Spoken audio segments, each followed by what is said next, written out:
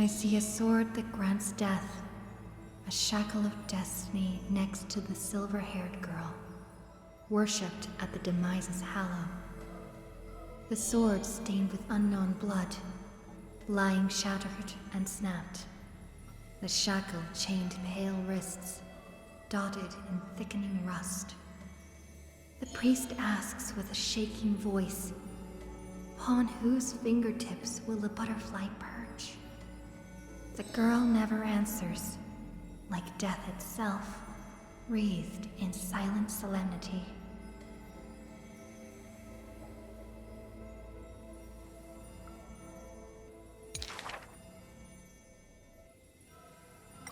People often say that dying is to meet the palm of the hand of shadow, and dreaming is to be brushed by its fingers a little. In the mirages when the girl petted death, she sees black waterfalls foaming and bellowing, pouring down from a chasm in the sky, where a solitary tower withstands the mighty torrents. When she wakes, she can still feel the water's freezing touch and the cacophonies billow, like the wail of the dead, the howl of beasts, in confusion, delirium, and clamors hollow.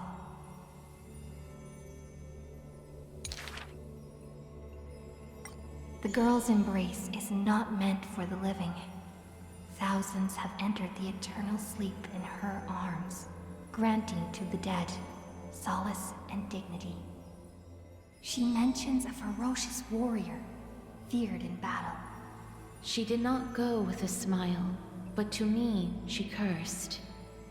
Oh, life's end, how ugly you are, how despicable.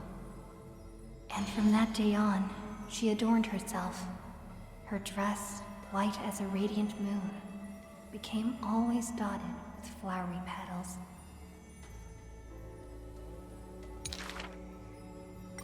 For if death cannot be avoided, so says the girl, I wish it could contain beauty more plentiful.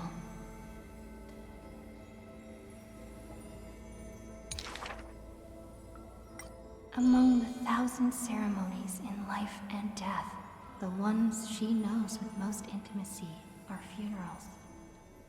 One burial after another she presided over, from the angelic visage of a babe passed in the cradle to the despairing eyes of the mother drowning in sorrow, from the scars on a war-battered general's torso to the unending tears pouring from his bereft widow.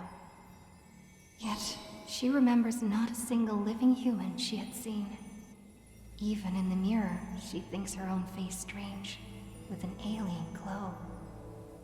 And the countless words buried in forgetfulness, the only thing she manages to glean is a mockery to fate, a sarcastic whistle. Stay alive.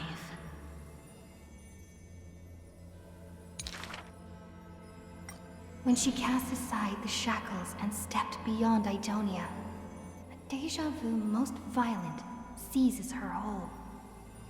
Did she, perchance, conduct some previous escape? Illusions dance across her eyes. She had once drifted in an endless river, then drove her single boat out of the deluge. She had wandered in the battlefield, covered in corpses, then recovered the path back to life.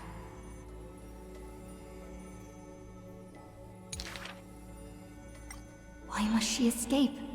Over and over again. She now knows the answer and quivers, for it is a ludicrous surmise.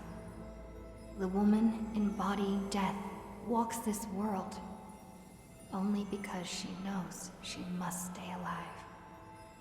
But alas, at that time she knows not that death is not the end. It is only a butterfly landing on a withered branch, utterly meaningless, profoundly trite.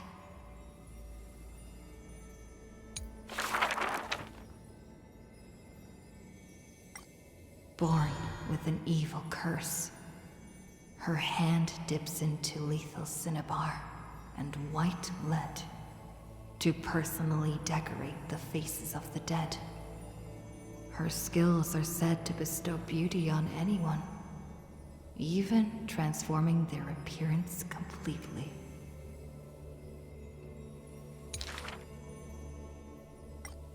Many skills were born out of her seclusion, but it painted her dwelling in a gloomy vision. Only a select few have set foot in this mansion, and the thief and the weaver were two such lucky persons. The girl converses with all items in the house. Specimens, tea sets, and even pillows in profusion, as if she can hear the responses of these non-living things. I have always lived in isolation. Out of courtesy, this is how I practice my words and actions.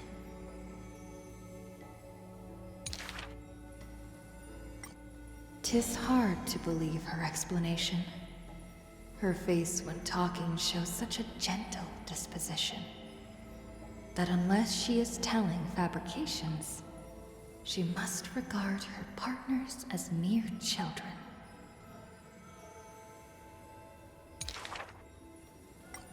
Thus, people pass these rumors down. Within the area of her encirclement, all things became frozen, escaping time's increments.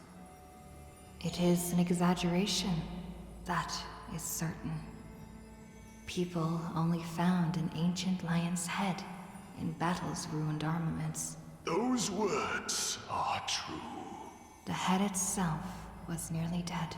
Though they won in fierce battle, the warriors were powerless to turn the tide. It was the embrace where death dwelled that gave early release from their pain.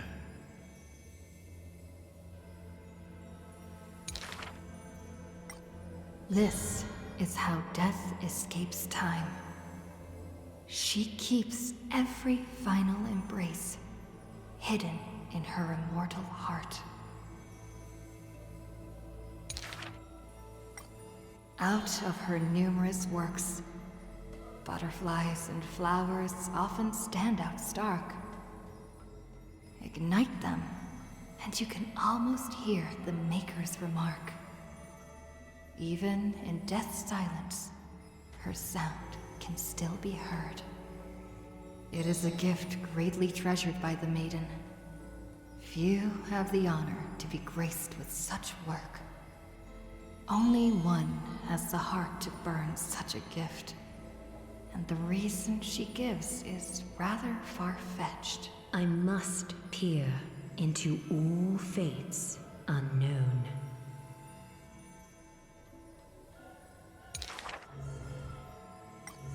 The power of time is boundless, but there is one thing that it cannot conquer. Death is abominable in humans' eyes. Apart from my identity, there's nothing about me worthy of praise. The beloved gold weaver hears this in distress, then tries to teach her the art of weaving and threads. It has been said that the maiden has works that the holy city possesses. But this is the judgment the gold weaver expresses. Ah, well, none can know all things, nor be skilled in all crafts.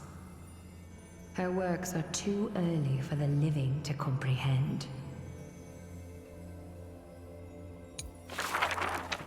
To the dead, when she bids farewell, she casts this slate into the fire, an act futile. I have never heard of lands with such customs. At this time, something drizzles down the slate, full of colors, seemingly tears for the reaper of chills. It turns out the slate is inscribed with poems, and every phrase is diligently colored with skill. Before people pass away, I write down these poems. That is the limit of the girl's answer. And she only responds with silence for requests to read these poems. As time goes by, she finally opens her petal-veiled heart. And the reason behind her reluctance to show her work is finally clear. My poems are still too green. Not worthy to be art. It stems from the girl's shame and discomfort. It seems the girl once also loved to imagine with effort, and many wild tales were written on her part. A misunderstanding was what made her cease this art. It was a pair of arch-enemies who gained fame in the war. One of them burst into laughter after reading the girl's poetic words. He and I clearly wish to kill and tear each other apart. But in your eyes, you think we are close, unable to part. She did not write poetry as a pastime. It is said that she left great works under hundreds of names. In different times, she even criticized her previous beliefs, making her identity even harder to assume. I still found her weakness after many twists and turns. No matter how fickle her thoughts, she never lost faith in those words regarding the value of fragile mortal lives. She is heartbreaking and enchanting. She is the fingertips of death and the ghost of love and poetry. However, those poems have brought her many complaints. The poems that her hands composed all lack an ending of any kind, and the Maid of Death has no desire to continue them. This is truly difficult to write. The girl excuses herself. My duty is to lead the living to the end. I cannot think of a fitting end for a poem to the dead. Such is the epitome of lies. One who's grown used to death remains inexperienced with farewells. Therefore, I extend her an invitation. In this story belonging to herself, she can leave an ending reserved only for her. What she brings is not only death. She thus replied when we first met, and when we meet once again for the last time, she again deliberates over this closing statement. Apart from death, there is something else that is worth remembering. That is the journey she walked.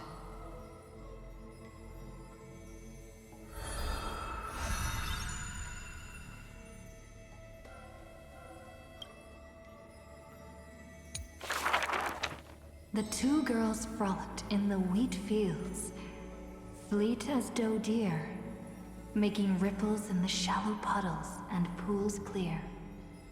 As dusk approaches, the exhausted girls collapse over the wheat heaps, talking about their longings and dreams of literature, love, and a journey through a world dear. Oh, Sky, slow your closing gaze. How I want to keep this moment in my hands forevermore. On that day, the breeze was warm and gentle. At that time, death was soft and fair. The broken-winged butterfly falls by the window, bringing with it a scent of melancholy. The girl looks outside. The golden wheat fields rolled endlessly, stretching to the horizon. Holding to the chair, she tries to stand, only to find her legs trembling and feeble. Don't worry, Pelixia. Her older sister whispers beside her ear, and on her sister's shoulder, the girl weeps mournfully.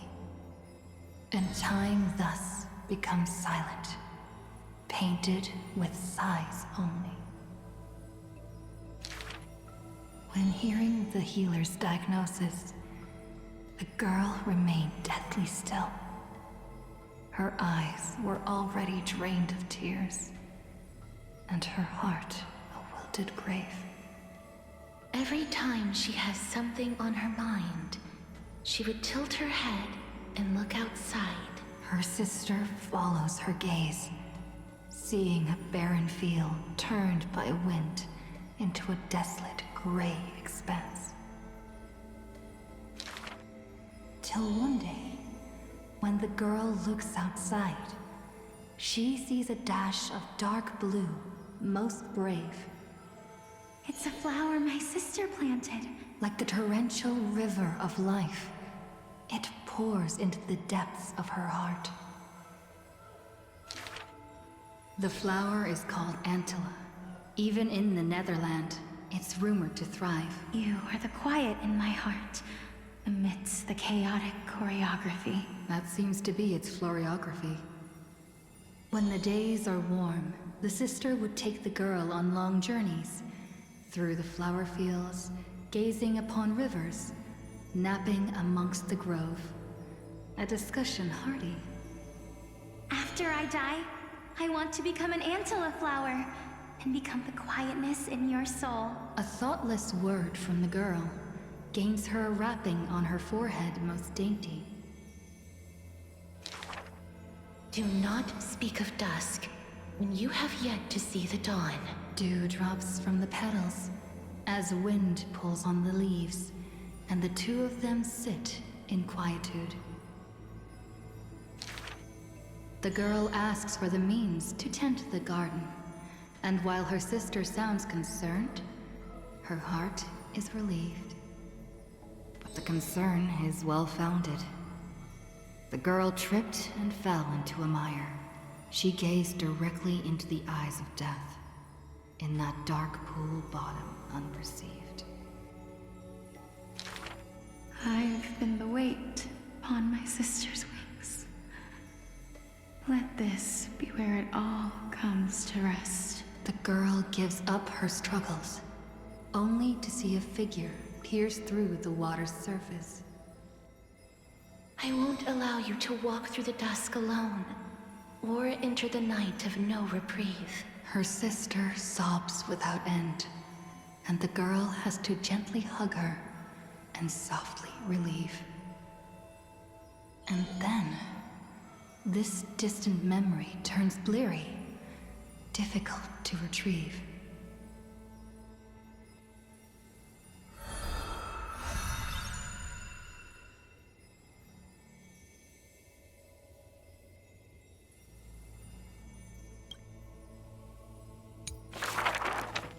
The river of souls flows to the other side, wrapped in the land's night, broad, slow, an eternal and silent sight. It belongs to all in this world that has life, all of which flows downstream, converging as one. The master of the nether realm, Thanatos, enshrouds themselves and the souls within the moon cocoon. The dragon, born from the cocoon, carries the girl, soaring upstream the river of souls, defying its eternal flow.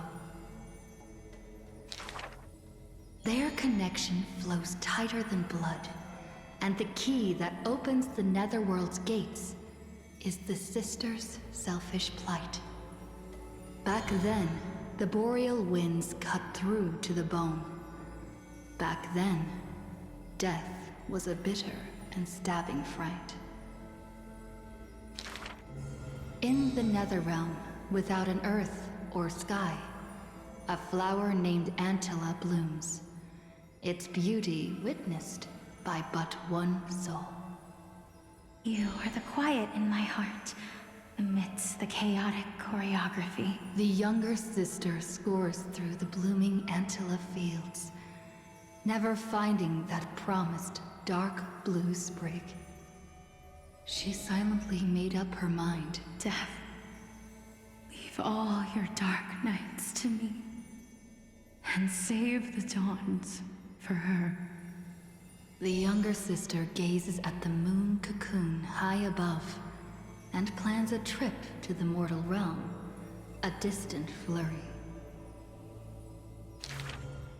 A bard once sung to musical notes. Do not turn back. Oh, do not turn back. The long hand of shadow will retain the dead behind their gates. The giant dragon born from the moon cocoon willingly offered itself as the enduring barge of the River of Souls. No need to turn back. Oh, no need to turn back. That price had long been paid for you by someone else. The dragon lowers its long neck and places the girl on its back. In slumber, she will unknowingly greet the dawn of her rebirth. The dragon flaps its wings in the chilly gloom of the floating dead upstream, ferrying from purity into grime, going from silence into roaring boom. The souls of countless poets flounder past, their distant rhymes endless like foams. Do not turn back, for to look toward the land of mortals is in itself turning back. In this pale dawn, the sun's first rays light the night ablaze. So the dragon crosses the Sea of Souls onto the shores of life and strands itself in the gleam. We know not where these stories arise. They are scattered across the shallows with the waves. The confession the girl made before her departure still echoes in the tide's heaves. If there is anything for me to leave behind, may it find a soul to remember. This is the ode of my life, and I've already penned my last stroke.